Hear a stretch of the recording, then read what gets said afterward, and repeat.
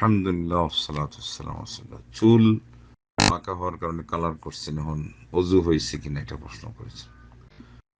অজু মূলত হবে না যেই জায়গাগুলো ধোয়ার, সেখানে যদি প্রলেপ হয়, এমন যেটা হলো একেবারে চামড়াকে ঢেকে ফেলে, যেমন মেহেন্দি। মেহেন্দি চামড়াকে ঢাকে না, আমরা দেখতেছি কালার হয়ে গেছে, কিন্তু চামড়ার পর্যন্ত পানি পৌঁছতে, এটা অন্তরায় নয়।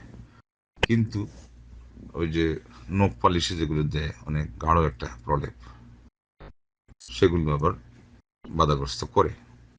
চুল তো ধোয়ার না, চুল হলো মূলতই মাসাহ করা। আবার ওটা যদি এমন হয় যেটা মেহেন্দির মতো পাতলা, তাহলে তো ধোয়ার হইলেও সমস্যা হইতো না।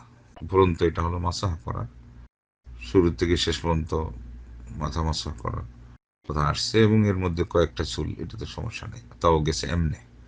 ইচ্ছা করে না, ইচ্ছা করি যে আমরা যে মাথা মাসা করি, এতে কি 4-5টা 10-20টা চুল বাদ পড়ে না? বাদ পড়ে। চুল এভারেজ একজন মানুষের মাথায় 3 লক্ষ চুলের সংখ্যা।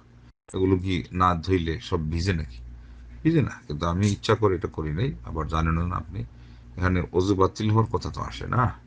আমরা বলবো যে কারণ ছাড়া এটা করা উচিত না, এবং বয়স যদি বেশি হয়ে যায় এমত অবস্থায় এটা কালো করা ঠিক না। পিঙ্ক কালার, ব্রাউন কালার এরকম হতে হলে ভালো। এবং অন্য কোনো কেমিক্যাল যেগুলিতে লেবেল পড়ে, ওটা যত ক্ষতির কারণ, এটা চুল নষ্ট করে ফেলবে। যে কোনো ব্যবহারে এটা যেন না হয়, যত ন্যাচারাল জিনিস হয় তত ভালো।